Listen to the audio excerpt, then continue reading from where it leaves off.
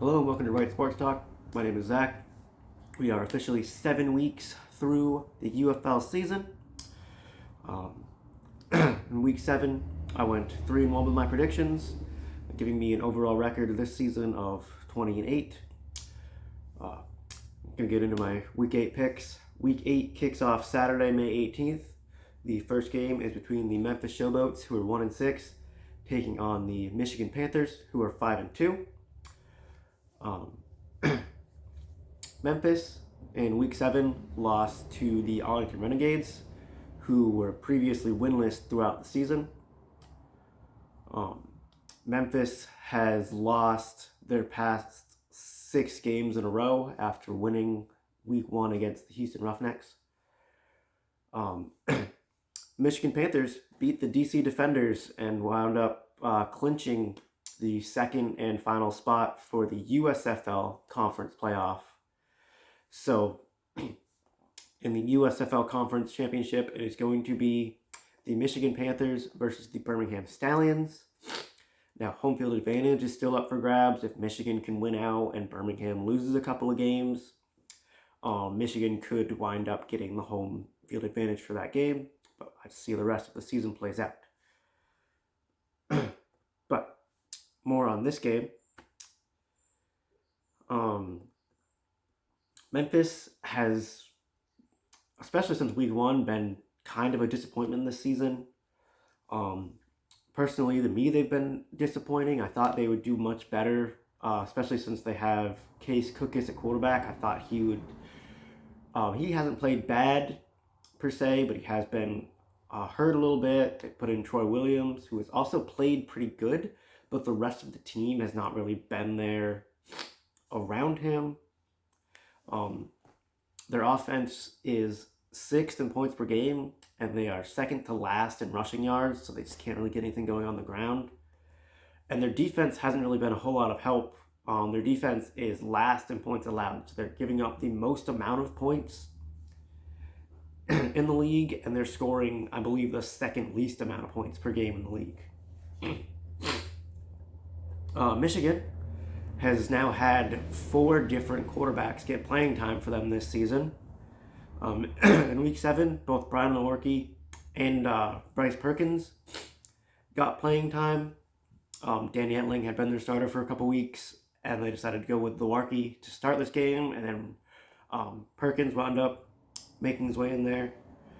Their offense, especially in week 7, was their offense most of the season, but especially in week 7, was carried by their run game.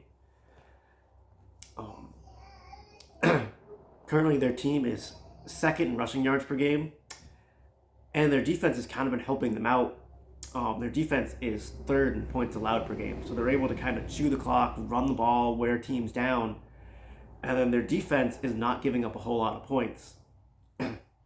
So their offense isn't having to do a whole lot. They can kind of have a fairly simple game plan and still get wins. My pick for this game is going to be the Michigan Panthers. I just think that their defense is going to be able to shut down Memphis's offense.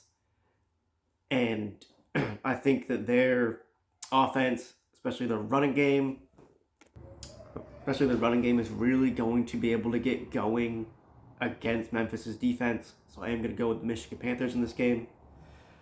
The second game on the 18th is the Houston Roughnecks, who are 1-6, versus the Birmingham Stallions, who are 7-0.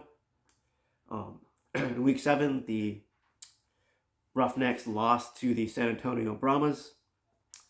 And honestly, Houston's offense has not looked good at all this season. They are last in points per game, and they are last in rushing yards per game. They're not last in passing yards. They're 5th in passing yards. There's something somewhat be positive about for them. So they can somewhat, throw the ball. And their defense is kind of middle of the road. They're 5th in points allowed. So the defense isn't terrible, but their offense is not good enough for them to have a middle of the road defense. If they had, a top 2 defense, I would be more confident in them to pick up the slack for their offense. But their defense just being good enough is not enough to make up for their offense, which has not been all that good at all this year. And the Birmingham Stallions in Week 7 beat the St. Louis Battlehawks. This Birmingham Stallions offense has been absolutely electric with Adrian Martinez at quarterback. He's only started 4 games, but he has played so well. He's got playing time in every single game, and he's looked very good. He is currently 3rd in passing yards right now, and he's 1st in rushing yards in the league. A very dynamic quarterback that looks like he's gotten better with each start. So by the end of the season, going into the playoffs, I think he is going to be a very dangerous player to play against, more dangerous than he currently is. Right now, their offense is ranked number 1 in the league. And on the opposite side of that, their defense is also ranked number 1. Their defense is ranked number 1 in points allowed. So in addition to being able to score points with their electric offense, they're not giving up a whole lot of points, and they have a very good defense. My pick for this game is going to be the Birmingham Stallions. They have shown to be the best team in the league. I don't think Houston's really going to give him much trouble. I think this is going to be, I won't say any game will be an easy win for a team, but I don't think they're going to struggle all that much to beat Houston. Moving on to Sunday, May 19th. The first game, you have the DC Defenders taking on the St. Louis Battlehawks. The Defenders are 3-4 on the season. The Battlehawks are 5-2. They are both in the XFL conference, and this game has huge playoff implications, because right now the XFL conference is kind of it's a 3-team race competing for 2 playoff spots. You've got the Battlehawks at 5-2. You've got the San Antonio Brahmas, who are 5-2, and then you've got the DC Defenders, who are 3-4. All 3 of those teams are competing for 2 playoff spots. So if DC can kind of get on a roll and win out their last 3 games, they've got a really good shot at the playoffs. So very good, very big playoff implications. And if the Battlehawks start to slide a little bit, they could miss the playoffs entirely, and it could be the Brahmas and the Defenders in there with those 2 spots. So DC in Week 7 lost to the Michigan Panthers. In DC's Week 7 loss to the Michigan Panthers, their starting quarterback, Jordan Ta'amu, left the game with an injury. Hopefully he will be able to go this week against St. Louis, as he is one of the better quarterbacks in the league. He's currently 4th in passing yards, and he has really been a big part of that offense. So hopefully he's able to go. St. Louis in Week 7 lost to the Birmingham Stallions, and their quarterback, A.J. McCarron, actually suffered an ankle injury, but he did stay in the game. It was towards the end of the game. It was one of their last drives. So he stayed in the game, but not sure how serious his ankle injury is. Hopefully he's able to go. Hopefully this will be a good battle of quarterbacks. And another battle of 2 very good quarterbacks in the league. Both of these teams are very talented quarterback. The Battlehawks, I think, are more talented around their quarterback. And they have a better defense. Because of that, I'm going to pick the St. Louis Battlehawks to win this game. The Battlehawks are still very much competing to stay first in the XFL conference. They last year in the XFL, they wound up missing out on the playoffs. There's a very, very talented team this year, and I think A.J. McCarron, if healthy, is one of the best quarterbacks in the league. So if A.J. McCarron's able to go, which hopefully he is, I do think that the Battlehawks get the win here. Moving on to the final game of the week, you have the Arlington Renegades, who are 1-6, taking on the San Antonio Brahmas, who were 5-2. Week 7, Arlington finally got their first win when they beat Memphis.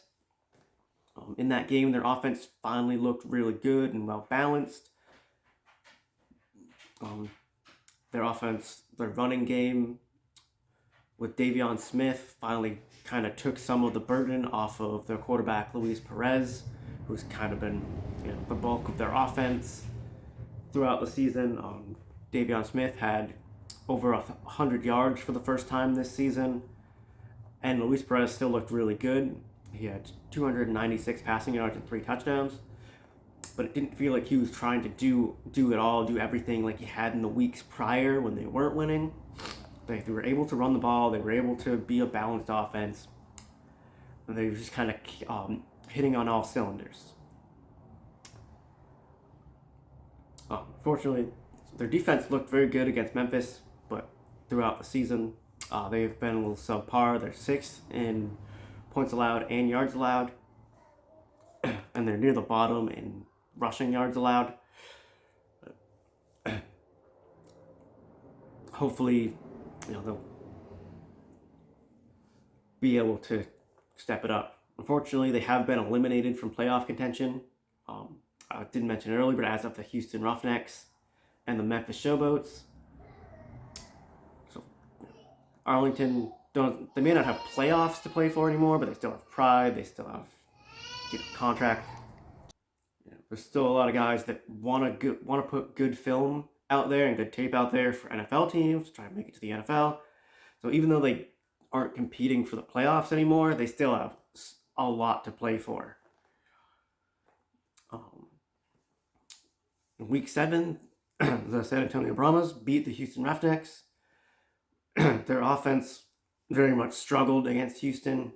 San Antonio's quarterback, Quentin Dormady, was actually taken out of the game in the fourth quarter after he'd been struggling and then threw an interception. He was replaced with Kevin Hogan. And then in the fourth quarter, they hadn't really been running the ball much. In the fourth quarter, they kind of got the running game going with John Lovett. He really came on in the fourth quarter. They had a very long 10-plus minute drive with a lot of running the ball. And John Lovett scored the game's only touchdown. So, if they can get that run game really going, then they've got a really good chance in this game. And they've really been carried by their defense. Their defense is really good. The defense has, for the most of the season, been led by Jordan Mosley, who for most of the season has led the league in tackles. Their defense is also 2nd in points allowed in the league and 3rd in yards allowed. So they've got a very, very good defense, which you really expect from a Wade Phillips-led team. But with that, my pick, I'm going to go with the Arlington Renegades.